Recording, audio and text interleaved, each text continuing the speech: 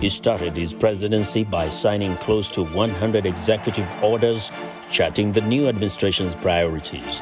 A new era begins for the United States with new rules of engagement with the world. How will America engage with the African continent? Straight Talk Africa starts right now.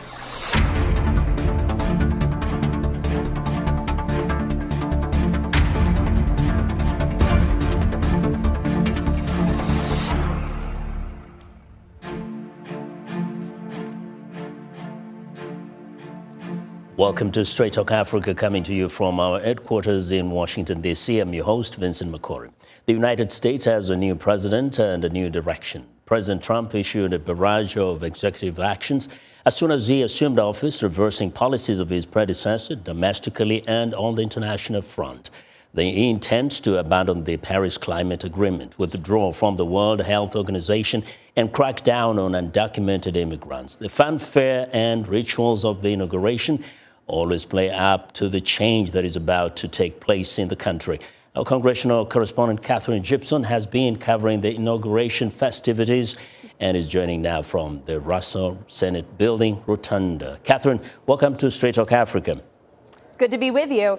And we know that for the president to get his agenda in motion, he needs his cabinet. So what's happening with the confirmation hearings up on the Hill? Right. Well, it's been incredibly busy up here on Capitol Hill with those confirmation hearings that you mentioned. And the Senate is really just rolling right through them up here.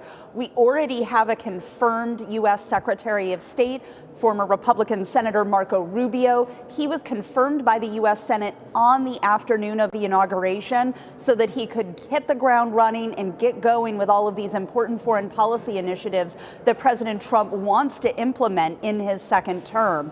There's a lot to be concerned about, a lot that they want to be doing. They're already saying that they want to reform the U.S. State Department, remove some of the diversity initiatives that had been under the Biden administration, and some of the outreach efforts to the rest of the globe. I just got an email from Marco Rubio's office talking about some of those changes. So they are just rolling right through those confirmation hearings up here, making sure that the cabinet secretaries are in place, because then they can start staffing up and really have the implementation of policies at the ground level that's so important for any presidential administration. They just really need to get going. And indeed, a very busy time up there. How critical is it for the president to get these nominees confirmed sooner than later? Oh, well, it's absolutely important. You know, they need to staff up their departments. They need to implement the policies. They can't really do much of anything until they've got those people in place. One of the big concerns up here on Capitol Hill is that the Secretary of Defense confirmation has been a little bit tumultuous. You know, Pete Hegseth, who was formerly a Fox News host before he was appointed by Donald Trump to serve as Secretary of Defense, is not popular with Democrats up here on Capitol Hill. There are a lot of allegations of sexual and financial misconduct that have those Democrats worried. They've been trying to slow roll that confirmation process on the Senate floor. They were battling about it late last night. I expect it to be another battle here again today. But that's, again, a Secretary of Defense is one of the key positions in a president's cabinet. Republicans are arguing that they need to get to work on this, that Hegseth is eventually going to be confirmed one way or another, and that Democrats need to step in line and get that process going. Now, Katherine, what can we expect Congress to be debating in the coming weeks in view of the new political dispensation in Washington? Right. Well, you know, President Trump comes into his second term with a Republican majority U.S. Senate and a Republican majority U.S. House of Representatives, although that margin is a little bit narrower over in the U.S. House. That said, they do have unified control of the executive and legislative branches, which means that the traditional first 100 days of an administration are going to be really, really busy. That's when they get the big picture items through. And so far, we're hearing that they're going to be negotiating an increase to the U.S. debt limit. Remember, that was a big issue back in December when they were trying to pass government funding. And of course, we'll get that government funding issue back because the funding runs out on March 14th. I would also expect to see some movement on some sort of immigration reform deal, whether Democrats will come along for that and give President Trump a win this early in his administration when he has so many controversial executive orders that they have criticized. That'll remain to be seen. But what we do know is it's going to be very, very busy up here on Capitol Hill for the next few months. Thank you, Katherine. We always appreciate your brilliant reporting. Katherine Gypson, VOA's Congressional Correspondent. And now for more insight into the executive orders signed by President Trump, we bring in our guests. From New York, I am joined by Yetunde Omede, Professor of Global Affairs and Director of the Office of Civic Engagement of Farmingdale State College from Pennsylvania. I'm joined by Joshua Meservey, Senior Fellow at the Hudson Institute. Ladies and gentlemen, welcome to Straight Talk Africa. And so let's start with the executive orders, and maybe let's first talk about the one that had been, an issue years back and is back. That's about the U.S. withdrawing from the climate accord, the Paris agreements. Yetunde, in terms of, going back there, what are some of the challenges, or what are some of the obstacles in getting the U.S. out of the Paris Agreement? He's going to face numerous challenges and obstacles trying to withdraw United States from the Paris climate agreement. One of the famous things that he did say, a notable quote, was "drill, baby, drill," right? His new focus on making sure that we shift away from any energy policy efficient referendums, and now focusing more so on taking also any types of loans, any sort of forms of federal agreements when it comes to onshore and offshore wind projects. Those are now going to be under federal scrutiny. So his idea of making sure that what he specifically said with his words, that we have oil and we have gas underneath our floors, right? And that is our gold, and that's what's going to make America rich, goes against what he believes the Paris Treaty, climate treaty is all about. And his shift is focused on something different. And we're going to see that in the next coming months and also years on how it plans to execute that. Yes, thank you. And Joshua, what implication does this have for the rest of the world when the U.S. withdraws from the Paris deal? It did. 2020 was out until 2021. Right. Well, obviously, it undermines the credibility of the Paris Accord, and I think that's certainly by design. That's one of the benefits that the Trump administration sees in withdrawing from the climate treaty. It's unsurprising because, as you referenced, he did it the first time around, and it is very consonant with how he views the world. He is uninterested in many of these multilateral agreements that he sees as fettering what the United States can and cannot do, since he is so focused on what is best for the American people as he perceives it. So he thinks that the climate treaty is not what is best for the American people. So I expect we'll see other walking away from other types of multilateral arrangements as well, if the president does not believe that they actually serve the American interests as well as they could. Exactly, and he's made it clear. So America first, so it's what works for the United States. And so that accord, he says, does not align with the interest of the U.S. In terms of the African continent, Yetunde, how do you see it impacting, say, some of the people who have relied on the U.S. for some of the climate programs, maybe climate change issues, and so on and so forth? Right, that's going to affect a lot of the priorities when it comes to climate change, especially with a president who does not have the same interests or priorities when it comes to climate change, which is a global issue. But now we're also seeing that. I think what's also important is the shaping of his special envoy to Africa and the team that he's possibly going to put together. And through that, we'll be able to see some of his priorities that he has for the African continent and African countries in general. As you know, his priority is America first. And so that is really going to shape the trajectory of the relationships that we have with African countries. In addition to that, probably dismantling the Biden's advisory council on diaspora engagement. And he's going to put into place something different. Yes. what that difference is. We have 100 days, and I think he's going to make some swift changes. Mm-hmm. Definitely getting some alternative ways to address the same issues. Now, the other big one that everybody's looking at is the call to withdraw from the WHO. And that's for Africa especially, that is always big because of all the health crises and pandemics. So how do you see that, Joshua? What impact is that going to have, especially to the WHO and for the funding that they depend on from the United States?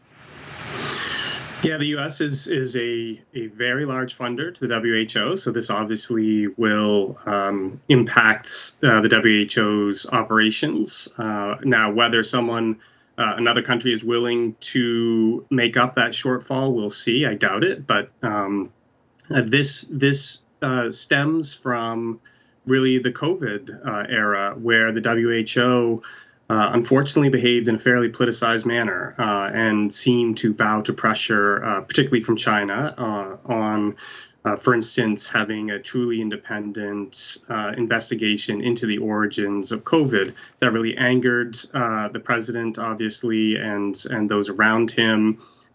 So I think this is a direct result probably of what happened during the COVID era and where the WHO lost whatever credibility or with the president that it may have had.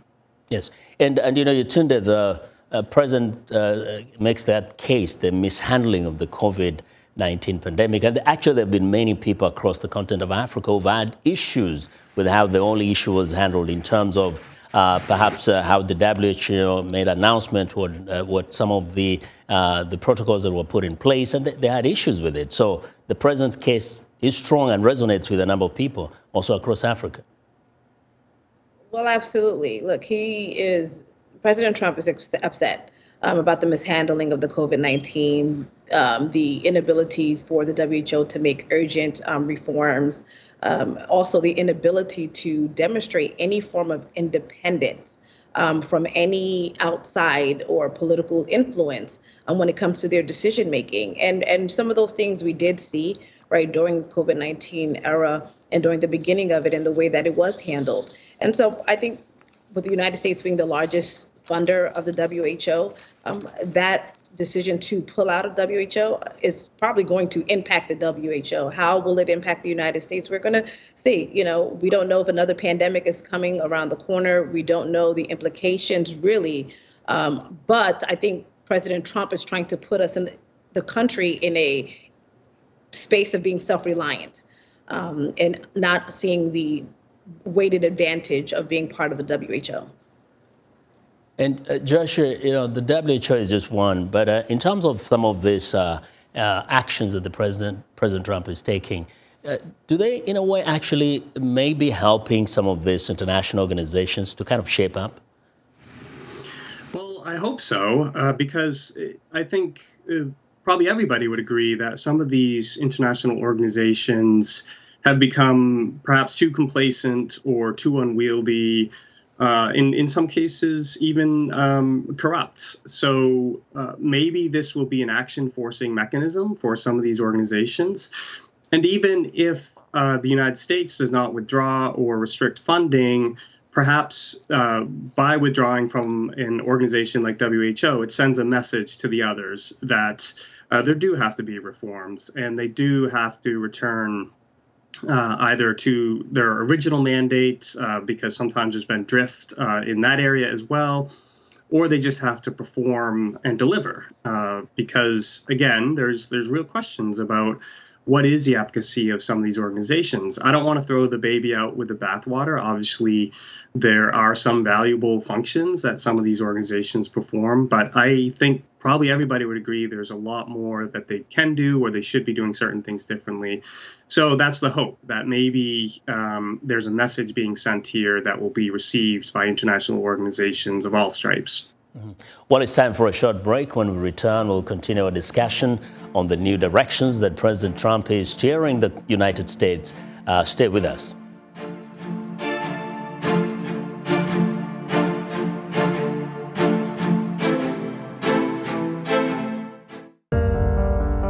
In times of change, when the world seems uncertain and what we hear doesn't reflect what we see,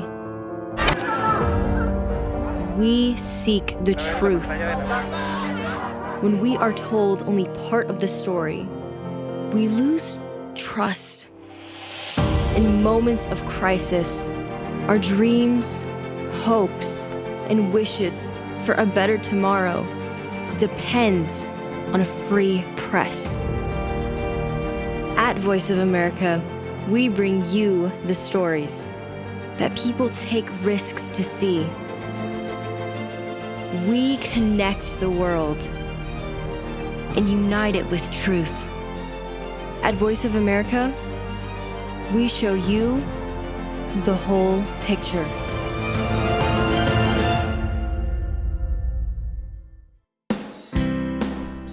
Health, wellness, sport, beauty, medical breakthroughs.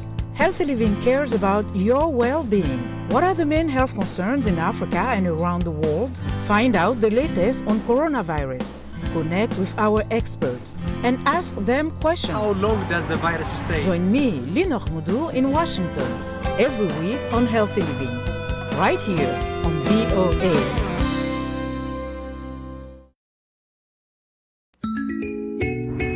United States, the 60th presidential inauguration ceremony was held just a few days ago on January 20th, 2025, with President Donald J. Trump taking the oath as the 47th president. This week on Our Voices, we discuss the highlights of this ceremony as well as the hopes and expectations for women and girls in different spheres of life in America and around the world. Join the conversation each week right here on Our Voices.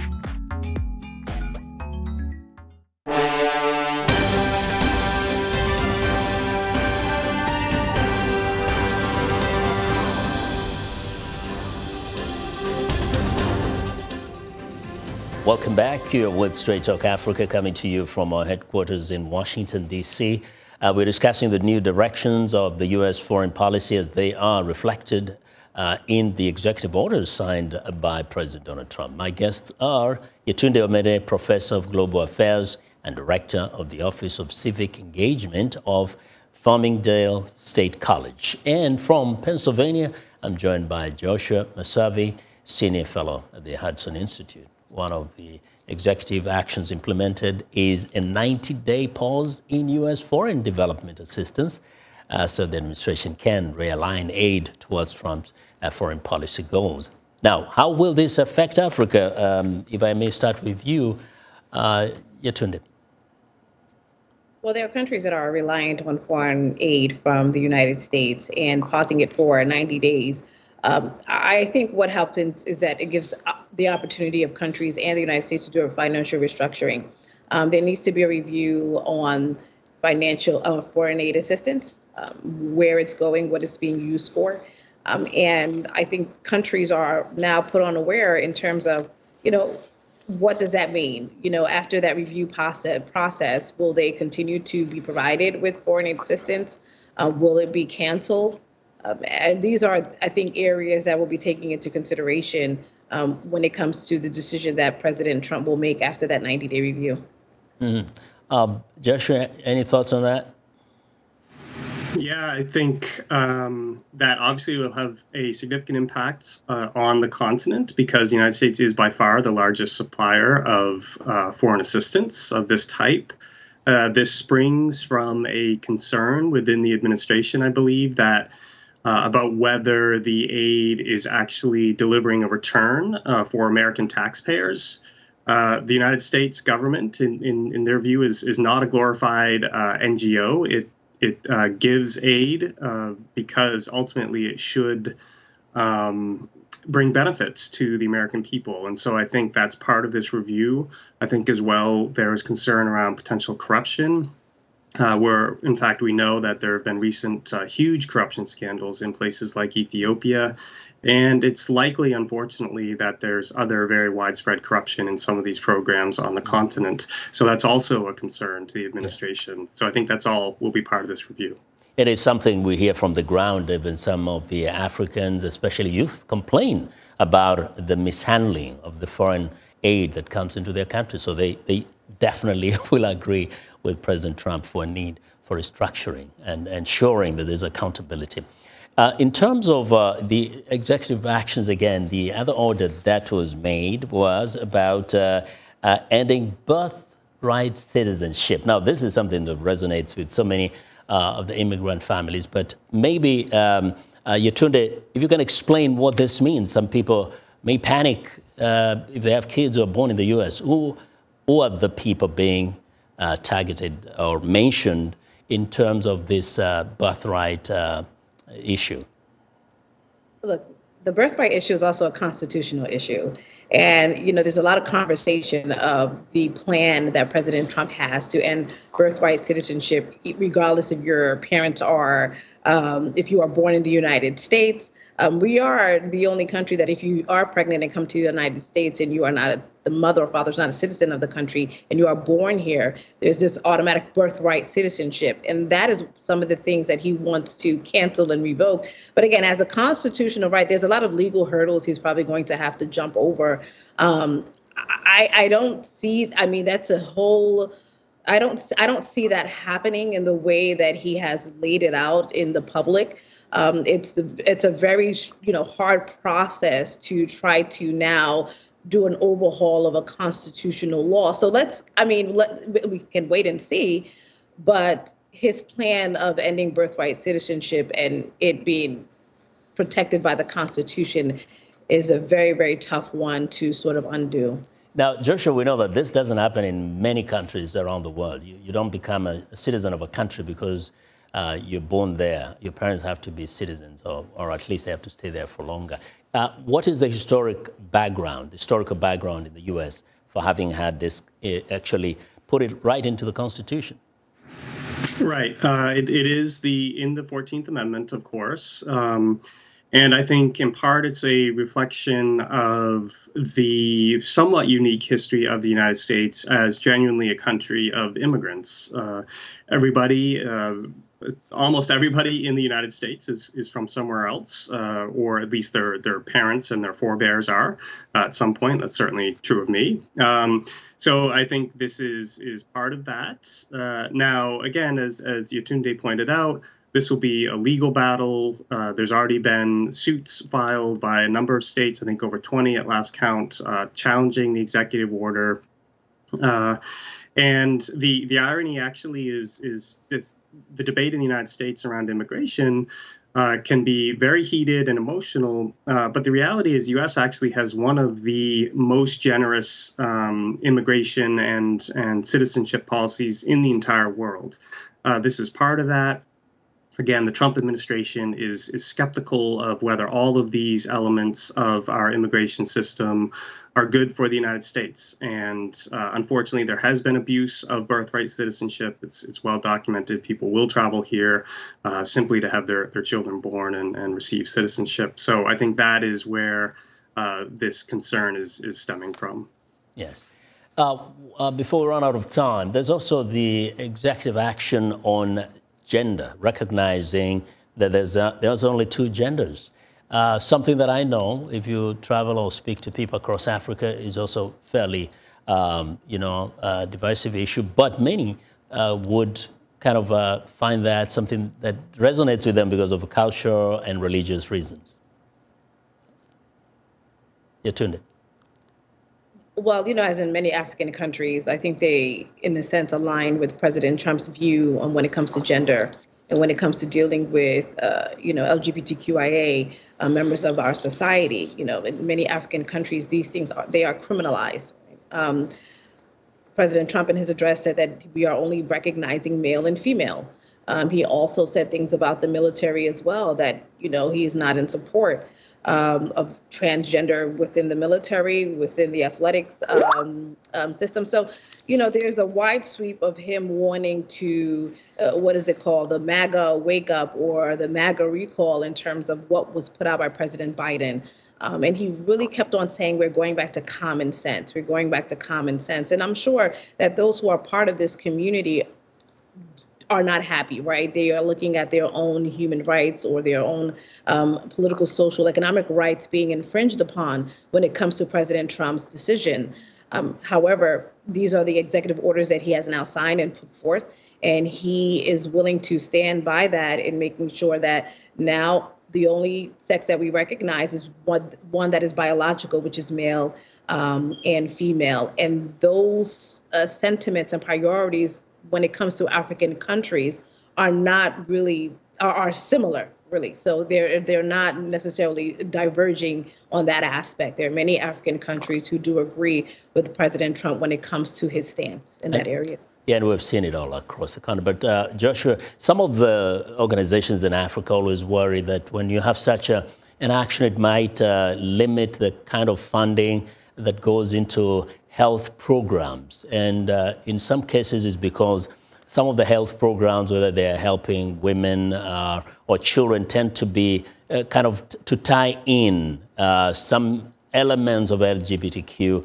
Is there a way perhaps those organizations could guarantee that they can get this kind of funding by delinking those issues so that you have health very specific to just health rather than the gender issues? Exactly. The way you avoid any repercussions is you obey what the laws and the regulations of the United States are. That will, given that this executive order that we're discussing has come out. And I think Yetunde is absolutely right. I think this is the sort of thing that actually caused a lot of irritation among our African partners under the Biden administration, where there was this sense that that administration was foisting values and ways of viewing the world that were totally alien to the great majority of African people and African countries. And the Biden administration would, fly the gay pride flag, for instance, from embassies in Africa, or push some of these transgender issues and views on that really antagonized Africans and was arrogant and heavy-handed in their view. So I think this will be absolutely welcomed by Africans. Again, as Yetunde referenced, President Trump has talked about common sense, and the sex binary has been common sense for thousands of years across every culture, essentially, and especially in Africa. So I think they will feel great relief that they won't have to face what in many ways they saw as sort of cultural colonialism from the Biden administration. For the remaining few seconds, I want to give you, Yetunde, the final word here. Well, we are in a new era and in a new trajectory for the American people. Those who were in support of human rights and the protection of those who are disenfranchised in our society are going to, find these new, find these new executive orders to be disheartening. And what we can do as an American people is to continue to support the ideology of human rights, continue to support the ideology of protection for all, and ensure that we are doing the best that we can as American citizens to make America what we believe it to be. And that's really sort of my words. Yes. Oh, great. Thank you very much, Yetunde. We have to leave it here. Yetunde Omede and Joshua Meservey, thank you all for the thought-provoking discussion. We appreciate your time. Thanks to our affiliate stations for broadcasting Straight Talk Africa across the continent. I'll see you next time.